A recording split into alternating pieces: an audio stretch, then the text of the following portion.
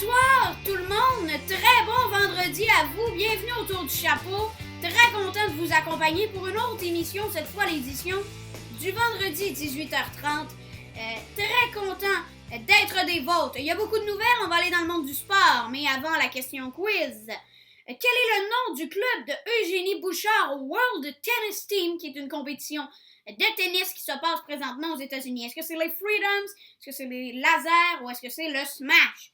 Réponse à la fin de l'émission. Comme toujours, bonne chance à vous, mesdames et messieurs.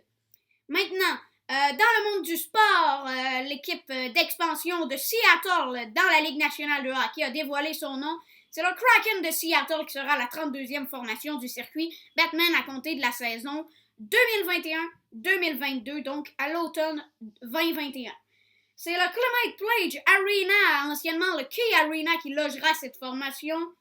Sinon, dans les nouvelles du circuit Batman, Sidney Crosby était de retour à l'entraînement. Max Pacioretty a été déclaré inapte à jouer. Il était absent du côté de Vegas, ce qui a de quoi être inquiétant, disons-le ainsi. Maintenant, du côté des Canadiens de Montréal, Xavier Ouellet a été testé positif à la COVID-19, mais à son test suivant, le lendemain, il a été testé négatif pour Xavier Ouellet. Donc, une drôle d'histoire. Est-ce que c'est un faux positif? Peut-être, mais la politique de la LNH lui ordonnait de rester à la maison plusieurs jours, d'où son absence. Malgré qu'il ne faut pas dévoiler que l'on a eu le virus, lui l'a dévoilé. Donc, Xavier Ouellet a été testé positif à la COVID-19. Maintenant, le Canadien de Montréal affronte les Maple Leafs de Toronto en match préparatoire ce mardi. C'est dès de 19h avec l'émission l'avant-match, 20h le match sur les ondes de TVA et de TVA Sport. Canadien Maple Leafs, Louis-Jean et toute son équipe vous y attendent. Soyez au rendez-vous. Bon match à vous. Maintenant, Alexander Romanov a quitté du côté de Toronto, lui. Finalement, après les arguments de Marc Bergevin, ont convaincu la LNH que Romanov se rende à Toronto au lieu de revenir à Montréal. Donc, il va faire sa quarantaine du côté du Scotiabank Arena à Toronto. Ses coéquipiers des Canadiens s'envolent vers la ville-reine dimanche prochain. Maintenant, dans le baseball majeur, Giancarlo Stanton a claqué des circuits hier contre les Nationals de Washington. Et c'est un match qui n'a pas été conclu, malheureusement, dans le baseball majeur. Les mauvaises conditions météorologiques n'ont pas aidé à ça dans la capitale fédérale américaine. Les Nationals, qui, sans spectateurs, hissaient leur bannière de champion de la Série mondiale. Hier, mesdames et messieurs, ce match était présenté sur les ondes de RDS. Maintenant, parlons de boxe. Mike Tyson se battra contre Roy Jones Jr. le 12 septembre. C'est un combat d'exhibition. Je rappelle que Mike Tyson est âgé de 54 ans. Ce boxeur qui va également se battre très bientôt contre un requin du nom de Charles. Maintenant, dans la Ligue de hockey junior majeur du Québec, en date de jeudi, la santé publique n'avait pas interdit les bagarres dans le circuit junior québécois en vue de la prochaine saison qui sera disputée en bulle. On avait vu le plan, le protocole de retour de la LHJMQ. Donc, les bagarres sont toujours permises, même si les sports de combat ne le sont pas ici au Québec. Grand Prix cycliste de Montréal et de Québec ont été annulés. On a fait tous les efforts possibles pour les tenir, finalement annulés, et c'est reporté à l'année 2021. Très hâte d'accueillir les cyclistes dans la métropole québécoise et dans notre capitale, la capitale nationale, Québec. Toujours dans le monde du baseball, je vous rappelle que les Blue Jays de Toronto étaient sans domicile fixe. On avait opté pour le domicile des Pirates de Pittsburgh, mais la santé publique de la Pennsylvanie a refusé d'accueillir les Blue Jays. Maintenant, le plan C de la formation torontoise, c'est d'aller vers Baltimore dans le stade des Orioles. C'est clair qu'on ne pourrait pas utiliser le même vestiaire que les Orioles dans ce calendrier condensé à 60 parties dans le baseball majeur. Mais si l'État le veut, les Blue Jays pourraient bien se nommer les Blue Jays de Baltimore pour la prochaine saison. Je vous rappelle que le gouvernement canadien avait interdit aux Blue Jays de jouer plutôt ici du côté de Toronto. Oui, désolé. Maintenant, je vais aller en éditorial dans l'œil de la MLS, mesdames et messieurs. C'est fini la phase de groupe dans le circuit Garber. On va en dresser un bilan. On vous donne les confrontations de matchs éliminatoires qui s'amorcent demain. L'Impact de Montréal y sera notamment. On parle également de Felipe, de son geste à l'endroit de Victor Wembanyama. Il aura eu les réprimandes de la MLS. Tout ça et bien plus encore, on y va, mesdames et messieurs, en éditorial, dans l'œil de la MLS. Éditorial, dans l'œil de la MLS maintenant, le FC Cincinnati a battu les Red Bulls de New York, ce qui qualifie l'Impact de Montréal pour la ronde des 16, les huitièmes de finale où le bleu-blanc-noir se mesurera à Dom Dwyer, Nani et l'Orlando CDSC. C'est pas une mince tâche, c'est demain soir, 20h à TVA Sport, Frédéric Laure, Vincent Détouche-Assoun, Camara, toute l'excellente équipe soccer de TVA Sport qui vous y attend. Soyez au rendez-vous. C'est quand même très surprenant que Cincinnati ait battu les Red Bulls, qui ne se sont pas qualifiés, mesdames et messieurs. Et ça vient de sortir tout juste au moment où j'enregistre ceci. Le Grand Prix de Montréal de Formule 1 a été annulé. Donc, je vous le dis en prime, c'est tombé sous mes yeux au moment où j'enregistre ceci. Donc, FC Cincinnati va se mesurer de son côté aux Timbers de Portland. Les trois équipes canadiennes sont qualifiées. Les Whitecaps de Vancouver, le Toronto FC, l'Impact de Montréal. Eh bien oui, c'est de bonnes nouvelles. On va tout de même vous parler des résultats MLS des derniers jours qui ont retenu mon attention. On va se transporter à mercredi soir. 2-0 victoire du FC Cincinnati contre les Red Bulls de New York. Le but gagnant, c'est Yuya Kubo pour la troupe de Yohan Damet, Cincy.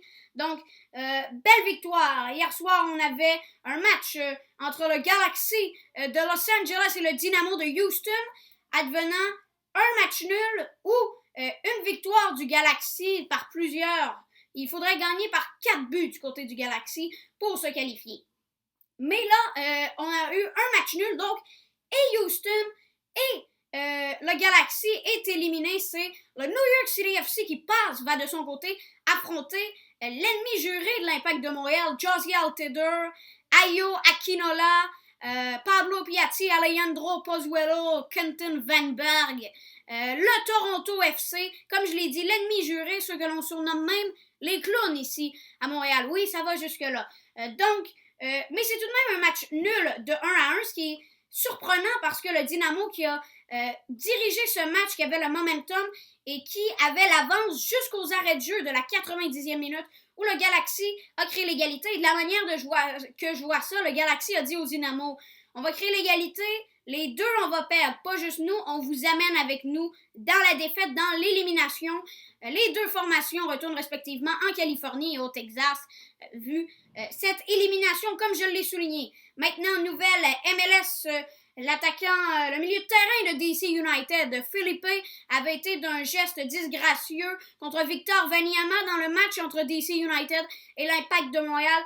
Mardi soir dernier, on a suspendu pour un match. Felipe, ça va être un match de calendrier de saison régulière en MLS puisque le DC United ne participe pas au 8e de finale de ce tournoi. MLS is back. Donc, je vous rappelle, c'est un match et une amende dont le montant n'a pas été dévoilé. Je ramène les faits de ce geste de Felipe à l'endroit de Victor Wembanyama. Il a cramponné la jambe gauche de ce dernier, rien de moins. Donc, je pense que on le voyait très bien qu'il méritait un carton rouge. L'officiel sur le terrain s'était fermé les yeux. Après la décision du circuit Garber, c'est la bonne. C'était clair qu'il y avait carton rouge. Donc, suspension méritée. Ce soir, comme la phase de groupe est terminée, rien n'est au programme. L'heure est au bilan de ce début de tournoi. La MLS est de retour au ESPN Wide World of Sports Complex. Demain, nous serons dans la ronde éliminatoire.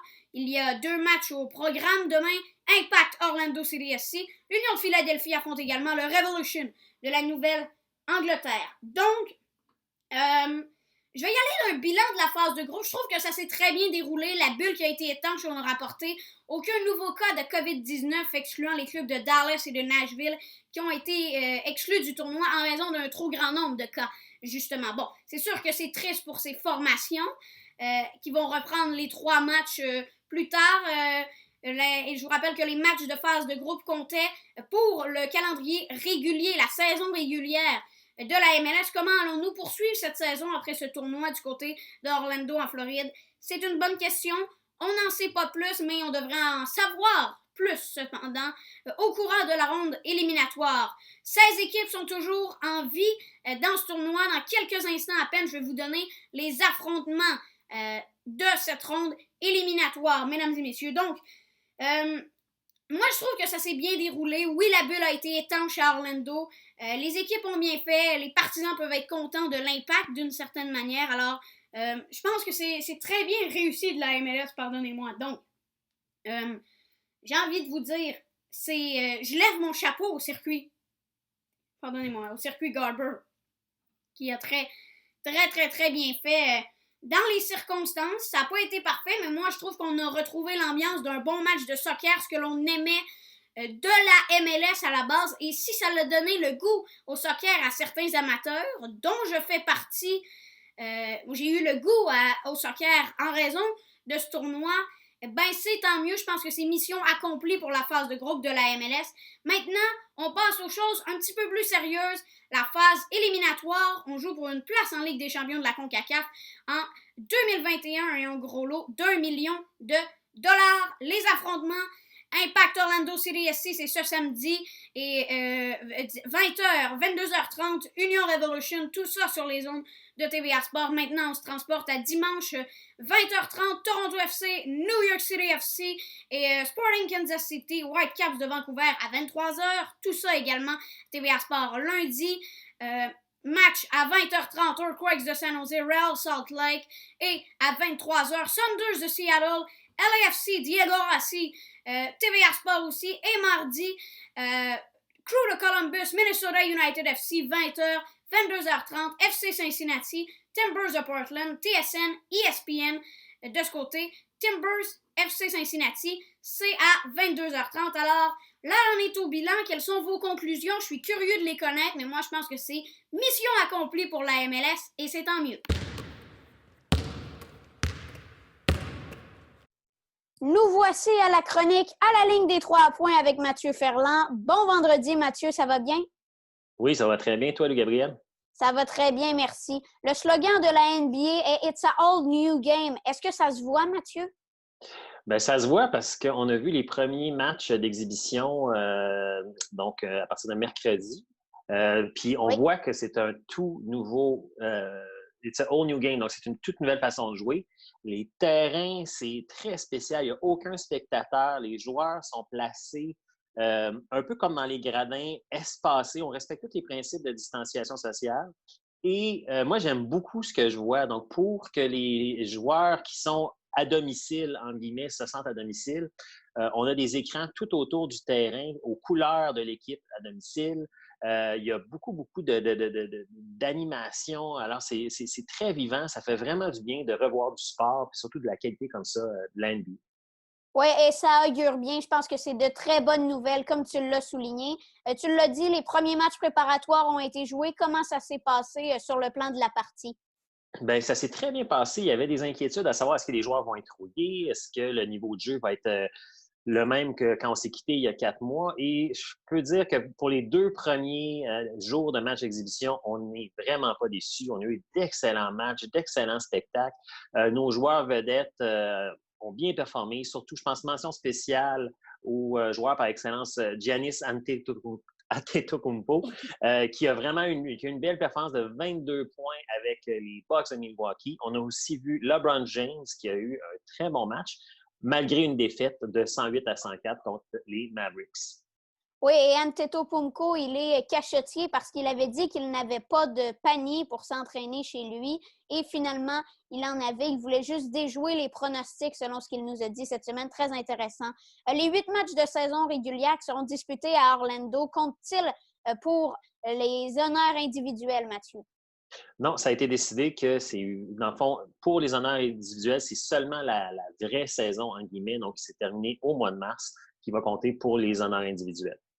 Et parlant d'honneurs individuels, LeBron James a mis de l'huile sur le feu. Oh oui, donc on sait au basketball, c'est une ligue dans l'NBA en général où les joueurs vont un petit peu plus être honnêtes, vont s'exprimer. Et ce que LeBron a dit, c'est que selon lui, puisqu'il a amené les Lakers de Los Angeles à être les premiers dans la conférence Ouest, il méritait d'avoir le titre de joueur par excellence de son équipe.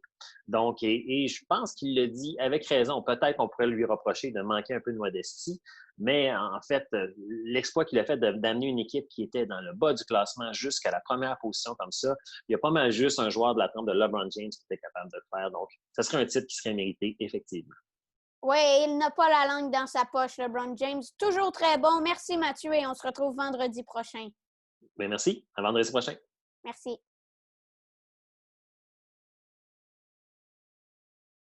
Le tour du chapeau du jour d'aujourd'hui. Maintenant, je le remets au joueur de baseball québécois Abraham Taureau qui a percé l'alignement des Astros de Houston.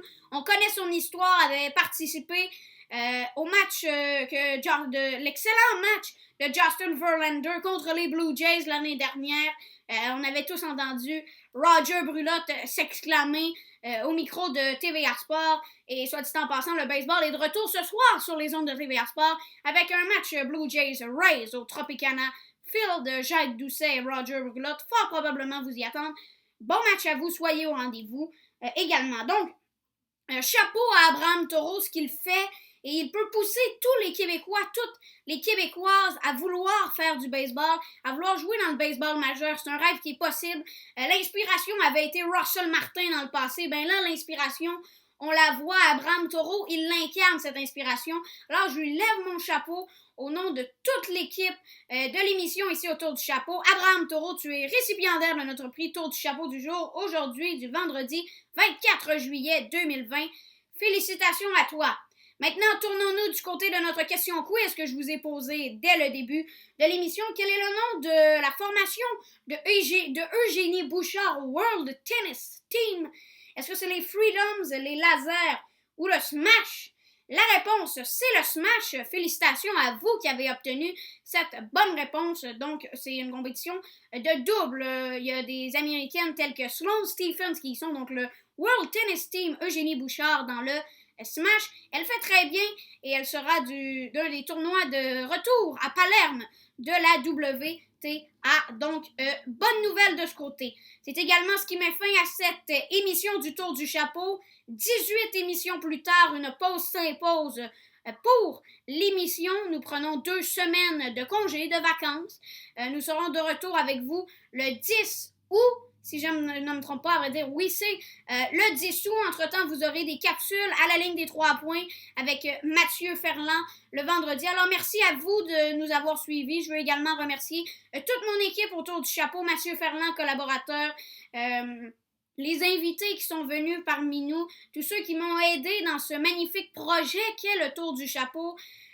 Toute mon équipe, et je tiens à le préciser, je le répète semaine après semaine, ce n'est pas que l'équipe qui est dans le générique, alors merci à vous du fond du cœur. On prend une pause autour du chapeau, mais je vous le rappelle, nous sommes de retour le 10 août pour une autre semaine et une autre édition du Tour du Chapeau. Entre-temps, portez-vous bien, bon été tout le monde, et au plaisir de se retrouver le 10 août prochain, et bon week-end aussi. Au revoir.